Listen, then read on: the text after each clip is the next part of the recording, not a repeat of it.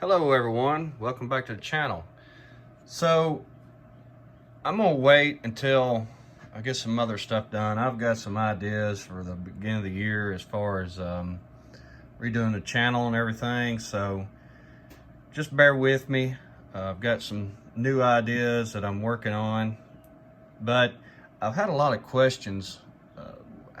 Did I buy the lumber to build this barn? How did you do it? Blah blah. So I'm going to take you through each step and show you how I've come up with these little pieces and everything. As you can see, we've got most of the front sheeted. We've got, of course, the side all the way down sheeted. On the top, we've got it, started planking it. And as you can tell, did every other run, I changed it up so it looked more like a loft floor instead of just one solid piece. I've got the floor joists in, and got the center post for it. But I'm just gonna go through the procedure of how I come to this size wood and what I did. And I'll go through it a little bit better once I go through each procedure. So I'm out of lumber or wood or pieces. So let's go to the big shop, and that's where it all starts, with a table saw. And then I'll go through each step, each procedure of how I come up with these little pieces. So stay tuned. The first step in this process, you can use whatever material you want. This is a board that we cut off the farm. We cut a bunch of trees down back in the last year, and then this spring we had a guy come up with a portable sawmill and cut a bunch of timber we had. This is white oak. We cut them 8 foot, 12 foot, 10 foot. And I just took and cut it's about a 20-inch piece. And this is what the barn's been built out of so far. This one little piece is what I've cut up.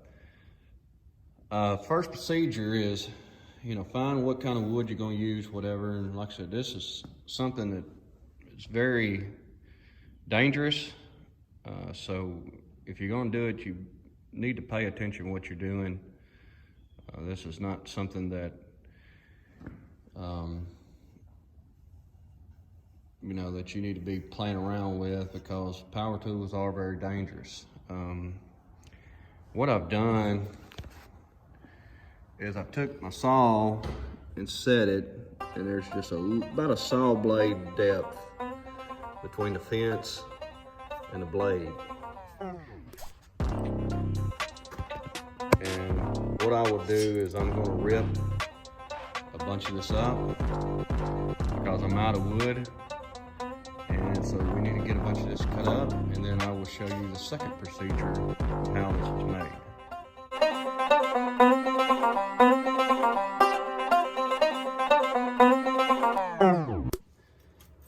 The second procedure in this process to get the width of the board, we've already got our thickness here, which is the ones that we cut. So when we run on table saw, we got this thickness. So we've got that part. So now we've got to get how wide our planks are going to be. What I've done is just got my bandsaw here.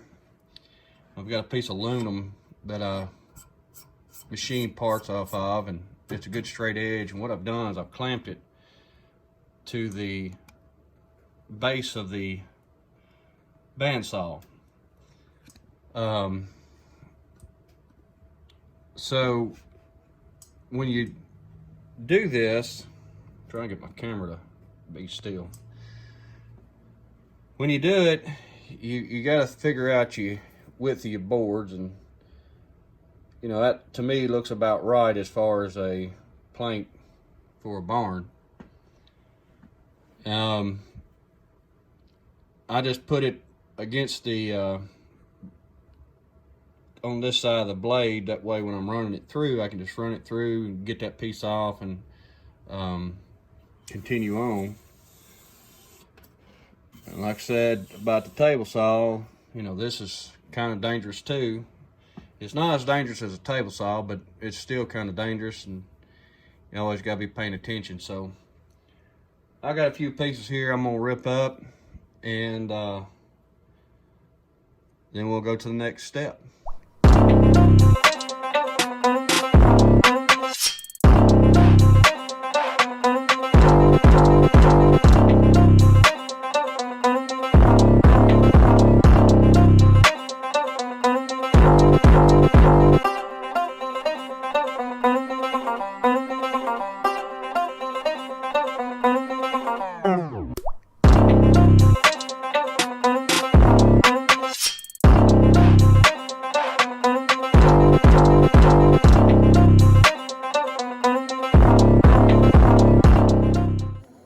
Okay, as you can see, this one is narrower than this one. It worked out good. You can get 3 planks or 3 runs of planks out of a 3/4 inch wide board, and then you get a narrow plank. So these planks will be used for all your bracing inside your barn, and it'll also be used as a fencing to build all the corrals inside the cabin pens, and also the fence down the barn. So it worked out that this one's a little thinner, as you can see. So I just cut them like that, and it worked out. So I just left my fence the way it was. So let's go over to the workbench and show you the third procedure. So now we're on the third procedure of this. Looking at the board, you can see it's got a lot of little stringly things, and you can use a metal blade, I think, on this, but being this is white oak, you know, I've used red oak before. It's a little hard on a metal blade to me, so I always just use a wood blade. I'd probably get a different tooth on it, but that's just what I've got. You've got to sand all this off. So either you can do it now and sand all this off and clean it, or you can do it after you cut all your little pieces. And all I've done is took a little piece of sandpaper, which I'm looking for. I don't know where it's going. Oh, here it is. It's underneath it. And it don't take just a few minutes. You know, you can do this while you watch TV. You just take a little piece of sandpaper and, you know, just run it up it, and it knocks it off. You don't want it all off because it kind of gives it, you know, character of, you know, of plank stuff on a barn. But like I said, you can just do this, or you can take a Dremel. I did some of it with a Dremel, but you know, you cutting the Dremel off and on so much and wasting them $high sanding discs, which I use the ones that are got the quick release on them.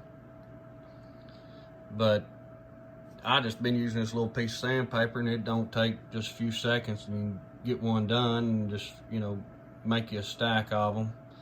So I'm gonna get all these cleaned up real quick, and then we're gonna go to the fourth procedure. Words are hard this morning. All right, we are on our fifth. 1, 2, 3, 4, fourth, fifth, something like that. Last procedure. This is my favorite tool in the world. This is a little mini cutoff saw that I picked up off of eBay for, I think, $20 or $30. Best investment of everything I've ever bought in my toy room. I would say this is the best piece I've bought. I cut my brass, styrene, wood.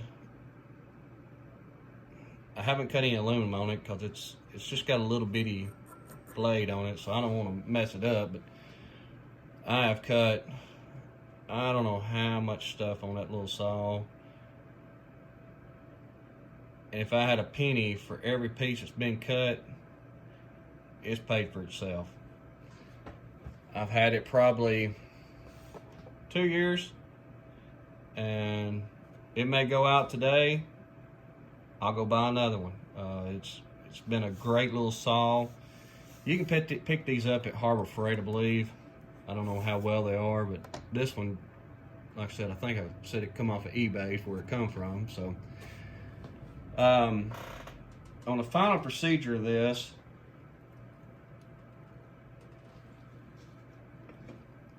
we gotta get our rest of our sides for the barn.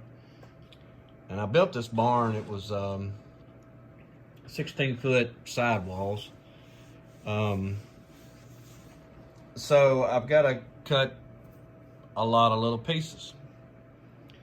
And, you know, that gets very time consuming, cutting small pieces to go down a barn. So I've said in previous videos, I believe in jigs. That's what works for me. So, got to make a jig.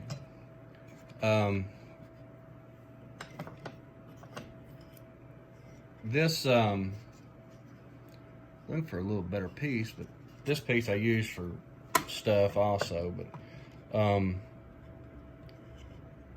what I'm going to do is I'll take a piece that I know that fits. Well, what we'll do is we'll just take one that's just a piece here, just to show you this is not the correct length for the sidewall. But over here I'm going to just take and mark my height.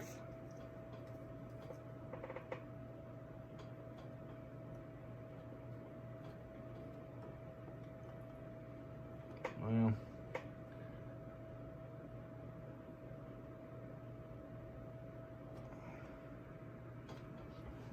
it's got a little burnt spot on the wood. Now I was trying to make where I could see it. So what we're going to do, we're just going to take this piece here. I'm going to cut it off.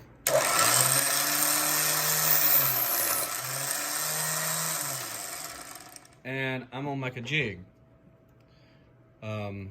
Very simple to do. You just want to put it up to it.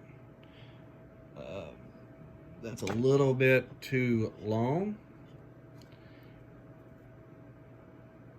And so I'm going to just push that just so it clears the blade right there. Let's see if I can zoom you in. You see, it's just barely going to clear that blade. I need to move it just a shade. And what I do then is I just take a clamp and I'll clamp it down on my table here so that all my pieces are all going to be the same. I'll zoom you back in. You can see it's that little bit is not going to matter on the barn. That'll be just fine. So now the fun is cutting all this up. Once you cut it, you just pull that one out, set it aside, slide your board in, cut you another one.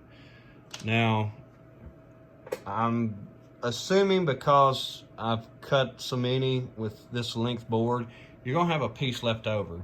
You don't want to throw them away because that's the kind of stuff that you can use for the front of the barn right here. So you always want to keep all them pieces because that's what's going to build the upper part of your gables. So I'm going to get all this cut up and then we'll come back and I'll show you some other things. All right, so now that we've got all our pieces cut for our barn here, it's just a simple procedure of gluing everything on. When I do, once I've got your framing and everything, you can go back in the previous videos on all that. I'll run a bead. I take my Elmer's glue. I got a little heater underneath my little table here, and I just set my Elmer's glue down there to keep it warm because it's kind of chilly out here in my toy room. I don't have a bullet heater on at the moment, but I always just keep that little Elmer's glue right down here beside me. That way it keeps the glue warm. And I will take and run glue all the way down each one of these bands on that perimeter outside the barn. And I'll just get them all on there, and then I lay the barn back down so that it's flat. And then I take my 1, 2, 3 blocks, and I'm gonna tell y'all, these are very handy. You can get on eBay and find them pretty inexpensive, but I use these constantly. There's so many uses for them since I don't do much tooling down anymore than what I do here at home. But you know, when you make your alligator clips and stuff to paint on, you can use them to set them down in your blocks. I use them for squaring things up. I use them for weight, and when I get done with this, I can take these and set them up against it, and it holds it all to it so it doesn't want to fall. You can flip the barn up on its edge like so, and you can lay them up here on the top. Or once you get it all done, you can lay the barn like this, and you can set them in there, and it's just, I don't know how much they weigh. They're a couple ounces. They may be a pound, 2 pounds, I'm not sure, but it's perfect to lay on stuff, just kind of keep it so it'll dry. The small pieces that I cut that, you know, that I said was going to work great for the inside of the barn, is these pieces here. That was a leftover cut. That will be all the cross pieces to go down to tie your posts together from top to bottom. It'll also be the fencing for the side, which will work great. I may need some more. I didn't cut all the pieces up that I had cut because I'm not sure how many I'm gonna need, so I just cut up about 4 sticks just to, or 4 or 5 sticks just to kind of get me going down through there and get it started. And as I get closer to the end, I can cut as I need. But that's kind of the barn situation. Once I get this side on, I'll finish the flooring in the loft and then start on the inside of the cattle pens. For that, I've got to build the doors, and I've also got to build the shed roof on the side, the lean-to all the way down it. The display is kind of at a standstill because of this. I've got to get this finished so I can, this is kind of the main focal point of the whole display of where everything's going to lay. So until I can get this finished up, I've got to at least get this side on. That way I know how much room I've got, because I've got to get that and be able to get this piece laid so I know how much room I've got on the rest of the display. So that's where the display stands. I'm gonna try to do one more video before the end of the year. I may try to do 2. I think I'm gonna do a video of what customs I've done throughout the year that got finished. I'm not gonna do the ones that haven't got finished because they're not done. Excuse me, but I may pull out all the customs that I built, go over them, just to do a recap on them. So that's what I'm kind of thinking on one of the videos. The other video, if I get time to work on this, I'm gonna try to get this side done today. And if I've got a few things I've got to do today, other than mess with toys, but I'm gonna do this. Also, I want to go up to one of the barns that we've got on the property and just excuse me, just show you what the inside of the barns look like. It was our old calving barn. We had a freestyle barn that we had a lot of calves in, and then we also had a barn across the creek that it was a tobacco barn, hay loft, cattle barn, calf barn. So it was kind of a mixture of different barns. But you know, the one thing, of course, this doesn't really matter to most people, but to me it's kind of, if you're going to do it, go all out, make it like it needs to be. The inside of a barn does not look like this. It's a lot dirtier, dingier, cobwebs, the color's different. So I'm going to kind of show you, and that barn's, I don't know how old it is. It's probably from the 50s, 60s, something like that, but it's still got hay in it. So that tells you how long that hay's been in there. It's probably been in there probably since the 80s, I know. But it's an old barn, and it'll kind of give you what the inside of a barn needs to look like. Because if you're, you know, shooting a picture, as you can see, you know, if you've got your barn and you've got a piece of equipment sitting there, you can see inside of the barns. So that's something that I want to address also. I have a drone that my sister gave me a year or 2 or 3 for Christmas. I run it one time and never could really figure it out, but I think that is kind of to do with the intro of redoing the page a little bit, but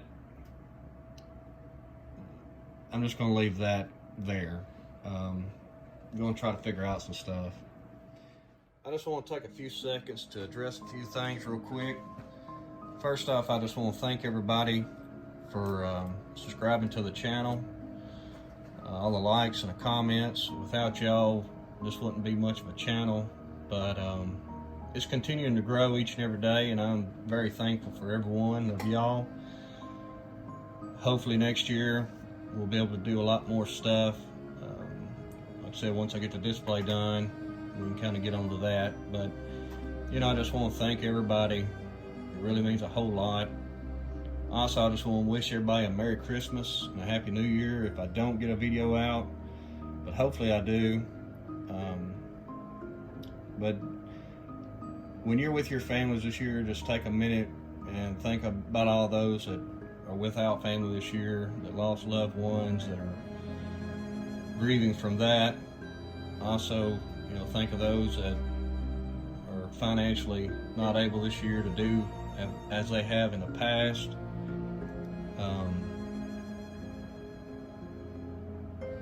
So, you know, just keep those in your prayers and thoughts sometime today or tomorrow.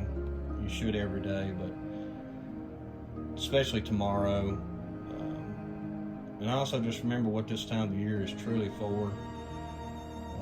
It's not about gifts and all that. It's about spending time with your loved ones and your family and all that. So just remember those. Also,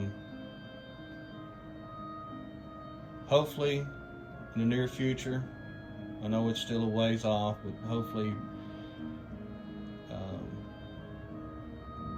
we'll get to that 1,000 mark goal and be able to go live. That way I can interact with y'all and answer questions as I'm doing stuff. I'm really looking forward to that time to be able to go live with all you viewers and everything. So I'm gonna wrap this video up. Gonna finish a few things up. Like I said, hopefully I can get a video up of, you know, the builds that I've done this year and just kind of do a recap of them. That's kind of one video I'd like to really get out between now and next weekend. So hopefully that will get up. So I'm gonna wrap it up. Merry Christmas, everyone. We will catch you on the next one.